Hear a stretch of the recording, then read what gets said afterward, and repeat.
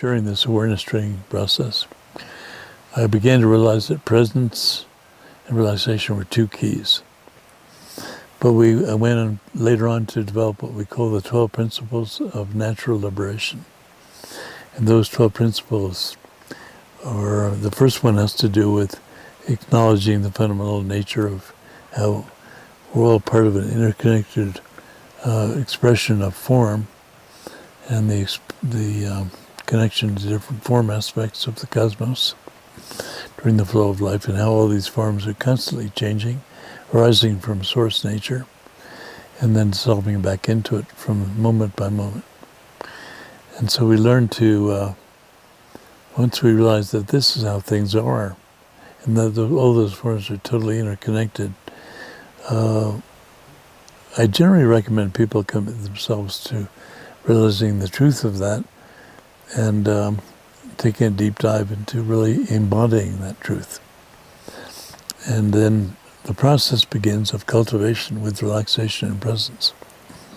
So we put a lot of emphasis on that. We have practices of relaxation, learning how to relax progressively in a lying down posture, later on in a standing posture or sitting posture, later on even in movement through things like Gaia Flow and Tai Chi. Gaia Flow is a system of movement that's unique to the way of nature. Presencing comes in a lot from the spiritual traditions of meditation, where many of the traditions like Zen Buddhism have done and Dzogchen have done a magnificent job of teaching people how to really become a single-pointed awareness in the moment, and being able to ground the normally distracted, busy mind into a precise now. So we bring in some of those approaches, but we apply the approaches of nowness and being in the present moment in partnership with nature. For example, can you be with a tree, meditating with a tree as an external support, and watching the leaves or the limbs moving of a tree, and can you be precisely with the exact moment of how that leaf expresses in its movement? Or if you're sitting by a stream, can be with the precise movement of the water as it swirls down a stream. Exactly as how it is in that precise moment of each second or millisecond. And can you remain with that absolutely precise, crystal clear presence? Now that's a meditative skill. In Buddhism, it's often applied to the watching the breath moving in and out of the nostrils. In some systems like Vipassana, it can be applied to a body scan of noticing everything going on as you scan the body. Those are all good. We use some of those techniques as well. But we also include working with nature as a partner and becoming more and more present in the moment. And we work with nature in relaxation. For example, there's nothing quite like going to a good hot spring. We have a bunch of them here at Crestone. Taking a deep immersion in the water of a hot spring, it's very much, some of the benefits are similar to a sweat lodge in that in this case you're having a Mother Earth's energy enfold you. You can release the contractions into the water element, which helps to carry it away. You can relax into the gentle heat and then come out and feel the effect of the minerals and how the minerals begin to also remove some of the contraction. We have a lot of lithium in some of the springs here, so I'm sure there's an effect from some of the lithium as well. But we used a lot of things in nature that support these core principles of practice. And as you move further into the process of energy cultivation, again, we work very much with nature in that we rely quite a bit on Qigong and Tai Chi from the Chinese systems of energy cultivation, also on some of the Tibetan systems of energy cultivation, which we found to be very, very effective. So we've been able to get an effective synthesis of both the Tibetan and the Chinese systems, which are taught separately, but we show how they integrate.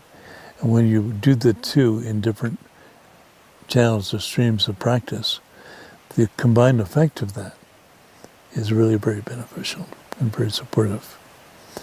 We also learn how to connect with the different energies of nature, the different elemental energies, and incorporate them within ourselves, and to honor those beings of nature, and begin to open the heart to the joy of that kind of connectivity of the energy. As the energy body opens, then we begin to have the experience of this unconditional loving joy of life, which happens naturally once the energy body and the mental body are released of their stresses and blockages. Then we can relax into the joy of life. Very simple. And as that begins to happen, then the wave nature process becomes a really beautiful, happy, and joyful dance. Not to say we don't have to do some shadow work. We definitely do. But there's these periods of joy and just the love of life that start to appear more and more and become more and more the dominant pattern of your existence. As you go deeper with that, you begin to want to share that with others, and you develop more compassion for those that are suffering, having difficulty. That's one of the next stages in the wave nature principles. And you begin to learn how to be actively compassionate towards others and towards life itself, helping life remain in a relatively pristine and harmonious state through protecting nature, making sure problems of pollution or desecration don't happen, trying to help nature have places where it can just be itself, where its own rights of nature are honored, and you can move into nature in a field where nature itself is the boss, and you honor that relationship and you bring the love and appreciation into that experience. As you go down that path of opening the path of, you might say, the unconditionally loving heart, one of the attachments that can arise is the attachment to the bliss and the joy of all this. So we do recommend that at a certain point in your cultivation, that either through the help of your teacher or teachers, or through the synchronous help of nature itself, some cutting through events are brought into the picture. They cut through the attachments to the bliss of being such a good person, of doing such a good job, of being such a good meditator, of being such a profoundly well-connected person to all of life and nature, just being such a great person. And we have a number of ways of providing the cutting through in a safe and grounded way that does not harm, but does cut through the normal attachment to experience. When that happens, all ideas about Source are laid bare and naked, and what arises is just a fresh experience of pure Source awareness. And that ground of being, then the invitation is to remain in connection or in realization of that state as an ongoing ground of being, rather than just relating back to your ego experience as the foundation of your life. And that process is when you begin to really ground the experience of resting in Source, which ultimately becomes you can experience the fruition of remaining in that flow of oneness with Source, which is really indestructible. It's always there. It's always there between lifetimes. Nothing can destroy it or harm it. So by being able to refer to that as our basis, or a true foundation, rather than the ego, we begin to ground ourselves in something much more profound and immutable and foundational than this changing ego nature and all these changing form experiences that we have as our normal basis for life. And at that point, the process of liberation begins to take place. The final principles that we work with have to do with really how do we get back to life and bring a more liberated condition into society, into the world in general, into the big family of all living things, and into the systems of culture that we inhabit. And we call that really spiritual warriorship, where we learn how to be compassionately loving braves in this modern world of discord and challenges. And that's kind of the ultimate fruit of the process. It's a kind of giveaway, actually, to the rest of life, for the big gift of life itself that we've received. So each of these levels, as I gave you a quick sketch with 12 principles, we also have a good laugh at the end of it all, not taking things too seriously. So we realize that even these pathways are kind of, in a way, part of Great Spirit's playing a cosmic joke on itself. So in a way, that's an ultimate level too. But we do have a very strong focal point on how can we be of service, compassionate service, to bring a more liberated state and condition and more joy into the lives of both humans and other beings of nature that we're in relationship with during this lifetime.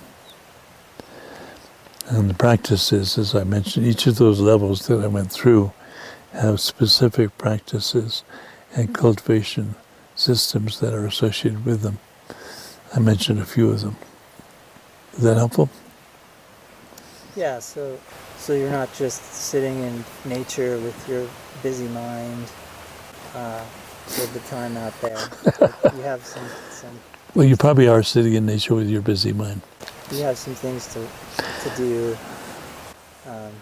Yeah, to be honest, when you first arrive, it's one of the reasons I like a sacred passage instead of just the shorter programs is to really let go of the contractions and distractions of normal life in these times. 2 or 3 days is wonderful. Just to have the space and the time to release and let go of all that crap. Normally we don't give ourselves hardly any time. Maybe you go to the bar and have a beer. That's fine. But and if that 2 or 3 days in solitude in nature is extended to continue on a bit more, then what tends to arise? Yeah, then of course real transformation begins to happen, because you've opened yourselves up to what I mentioned before, that deep connection to Source, that deep connection to the family of all living things. You begin to relate to other humans differently. You begin to see that we're all part of each other at a certain level, and everything begins to shift. And if you begin to touch into Source, then you're not just referencing from your ego relationship, meaning your separate self in relationship to all these other things. Instead, it's an experience of resting in a field of pure consciousness, pure awareness, where this amazing display of the big family of all life is displaying, and you're part of it. You're part of the show. When we go to here in Crestone, we often get together. I like going down and have morning coffee in Crestone, and one of my first questions when I see my friends at the local coffee shop is to ask, how's the cartoon today? How's the movie playing? For those deeper levels of awareness, how long does it take to have a chance to access some of that, instead of like beyond the 2 or 3 days? You can actually access a taste of Source very quickly. The problem is the energy and the strength of our habitual patterns of distraction and contraction are so strong as habit patterns that they very quickly come back in and take over again. There's nothing wrong with having an individual ego. It's a natural thing. However, if that becomes the boss, then you're going to have a life of difficulty and probably some suffering. So part of the invitation is to begin to release the addiction to referencing yourself as the ego, and instead begin to reference pure consciousness, pure awareness, that primordial pristine state as your true foundation. That's what survives from one life to another. I was lucky enough to be killed and brought back after 6 hours, so I had a little taste of it through that. But for most of us, we only refer back to the ego as what makes us us. And we really have a taste of this deeper, immortal aspect of ourselves, which is always there. And so as a result, we end up being constantly pulled back into a state of distraction, contraction, and suffering. And pain. It does not be like that. If you begin to reference more to your unchanging true nature, then life becomes a life of much more joy and happiness and basically wonderful experience of life.